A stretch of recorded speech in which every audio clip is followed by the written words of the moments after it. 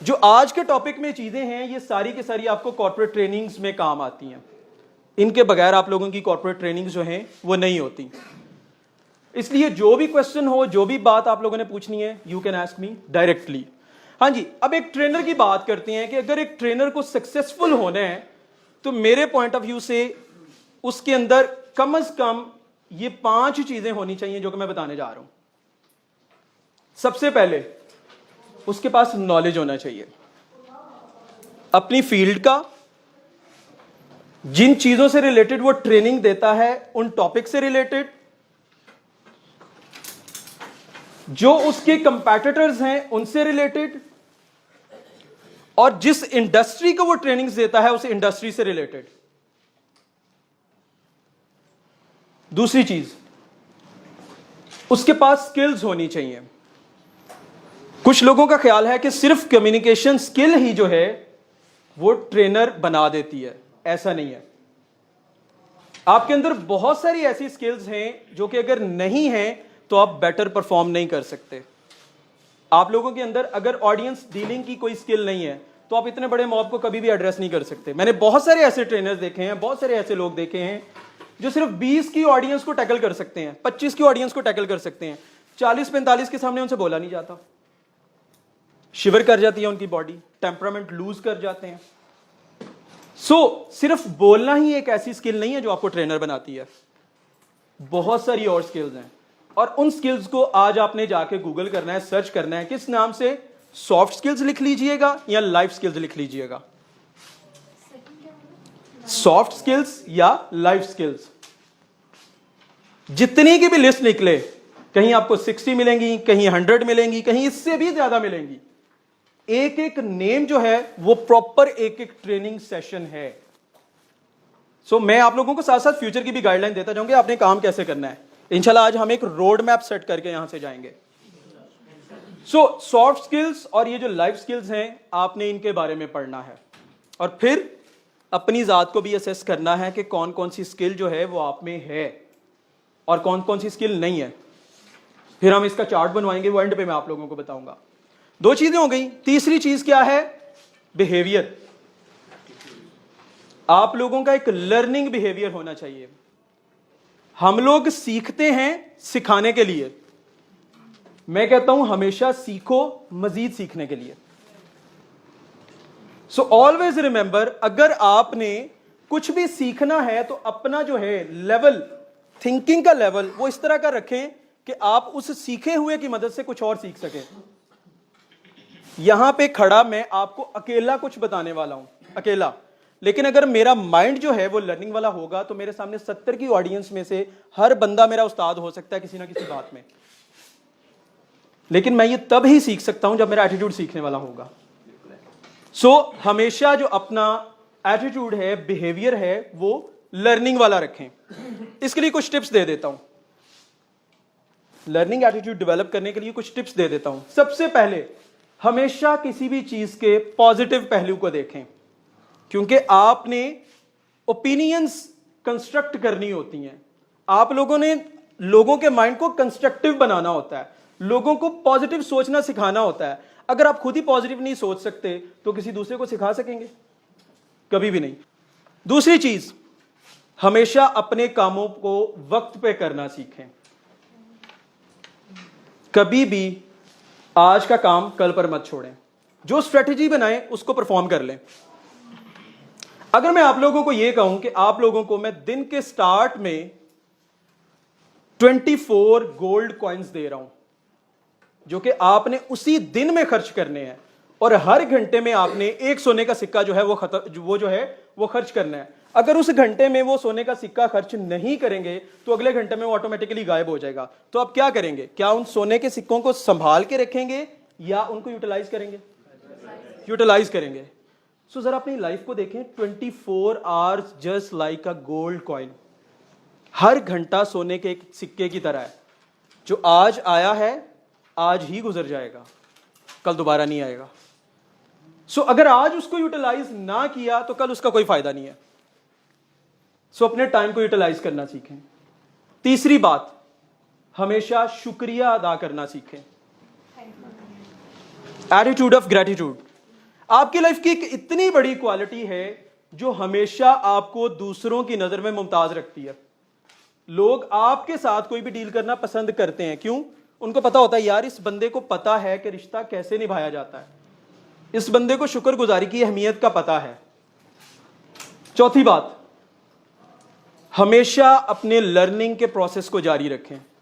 कभी ये मत समझें कि बस मुझे बहुत पता है। जो बंदा भी ये समझ लेता है, मेरे पॉइंट ऑफ व्यू से उसकी ज़हनी और फिक्री जो मौत है वो उसी टाइम वाक़या हो जाती है। मेरे से किसी ने पूछा कि जी आपके ख्याल में जिंदगी क्या है? आई सिंपली सेड कि it's the other name of continuous learning. जब तक हम कॉन्टिन्यूसली कुछ सीखते रहते हैं तब तक हम जिंदा होते हैं। जब सीखना बंद कर देते हैं तो हम बिल्कुल जानवर की तरह हो जाते हैं। इंसान तब मर जाता है और कौन रह जाता है? जानवर। So continuous learning is the next step.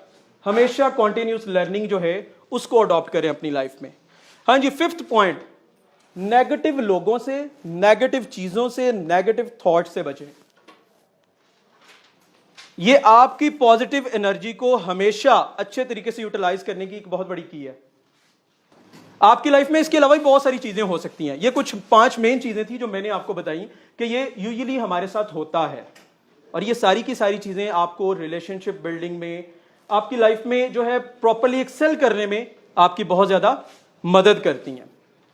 Okay जी, ये एक बात होगी बिहेवियर की। अब ट्रेनर के लिए चौथी चीज जो है वो क्या है जो इंपॉर्टेंट है?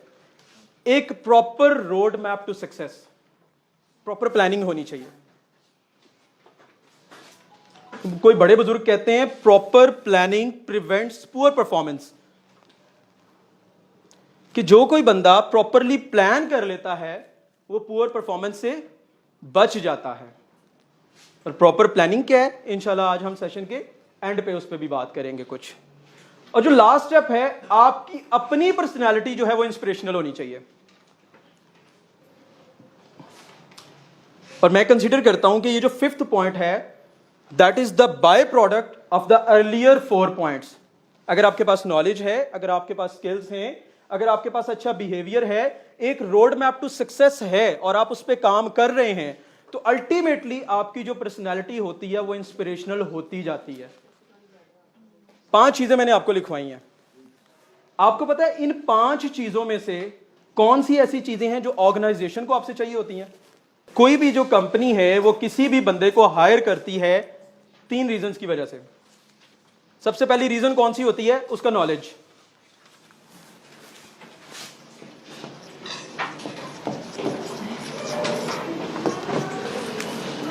दूसरी चीज क्या होती है? उसकी स्किल्स। और तीसरी चीज क्या होती है? उसका बिहेवियर।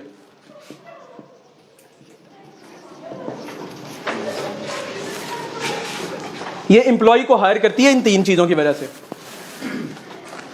और मेरे ख्याल में जब कोई कंपनी किसी ट्रेनर को हायर करती है तो इन 3 चीजों के अलावा एक चौथी चीज भी होती है। वो उस ट्रेनर से अपने एम्प्लॉयज को इंस्पिरेशन भी दिलवाना चाह रहे होते हैं। सो ये 4 चीजें होती हैं।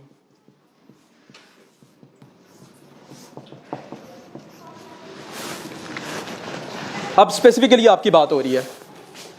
कोई भी कंपनी अगर किसी ट्रेनर को हायर करती है तो इन 4 चीजों के लिए वो चाह रहे होते हैं कि उस ट्रेनर के नॉलेज से हम फायदा उठा सकें, वो चाह रहे होते हैं कि उस ट्रेनर की स्किल से हम फायदा उठा सकें, वो चाह रहे होते हैं कि उस ट्रेनर के बिहेवियर से हम फायदा उठा सकें, वो चाह रहे होते हैं कि उस बंदे की जो इंस्पिरेशनल पर्सनैलिटी है हम उससे अपने एम्प्लॉयज को इंस्पिरेशन दिलवा सकें। ये 4 रीजंस होती हैं मेरे पॉइंट ऑफ व्यू से।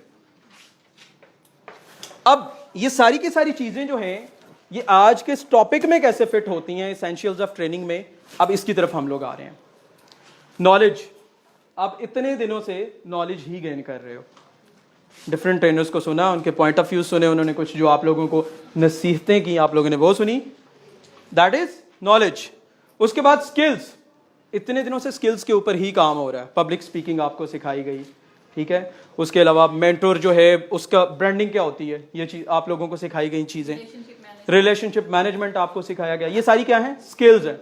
आज हम कुछ और स्किल्स पे भी बात करने वाले हैं। अभी बिहेवियर, इसके बारे में मैं ऑलरेडी बता चुका हूं। आप लोगों के साथ एक स्टैटिस्टिक शेयर करना चाहूंगा। आपको पता है दुनिया में ज्यादातर लोग जो हायर किए जाते हैं वो दो चीजों की वजह से, नॉलेज और उनकी स्किल्स की वजह से, और फायर किए जाते हैं ऑर्गेनाइजेशन से 85 to 90% इसकी वजह से, बिहेवियर की वजह से।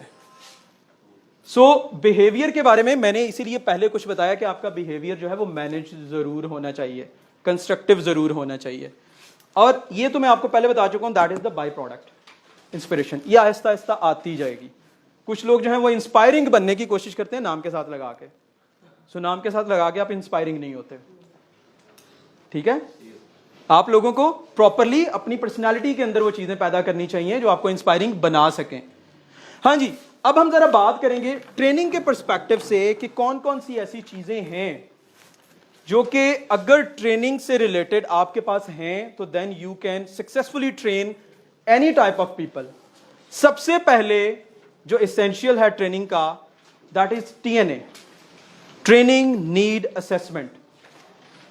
आप लोग यहां पे बैठे हैं, मुझे पता ही ना हो कि मैं ट्रेन द ट्रेनर के पार्टिसिपेंट्स को जो है वो एक सेशन देने आया हूं, तो क्या मैं प्रॉपरली आपको एक सेशन दे सकता हूं? मुझे अगर पता ही नहीं, दोबारा क्वेश्चन कर रहा हूं, मुझे अगर पता ही नहीं कि मेरे सामने ट्रेन द ट्रेनर के पार्टिसिपेंट्स बैठे हुए हैं, तो क्या मैं आपको प्रॉपरली कोई सेशन डिलीवर कर सकता हूं? नहीं। क्यों? मुझे नीड्स का ही नहीं पता आपकी। मुझे पता ही नहीं कि ये जो मेरे सामने ऑडियंस बैठी हुई है इसकी नीड्स क्या है, why they are here. So training need assessment, ये एक बेसिक पॉइंट है आपके एसेंशियल्स ऑफ ट्रेनिंग का। दूसरी चीज, अभी हम इनको सारी की सारी चीजों को देखेंगे डिटेल में। पहले मैं आप लोगों को 5 जो है एसेंशियल्स ऑफ ट्रेनिंग उसके बारे में बताना चाह रहा हूं। फर्स्ट है ट्रेनिंग नीड असेसमेंट। दूसरी चीज क्या है? Proposal writing. आप लोगों ने अपनी प्रोडक्ट को बेचना भी तो है ना। प्रपोजल राइटिंग, भाई रिश्ता भिजवाना आसान लफ्जों में। हाँ जी, प्रपोजल राइटिंग के बाद जो तीसरी चीज है वो है प्रोग्राम डिजाइन। जो फोर्थ चीज है that is content development and delivery, and the fifth one is assessment. कोई भी सक्सेसफुल ट्रेनर है उसको ये सारे के सारे स्टेप्स जो हैं वो फॉलो करने पड़ते हैं।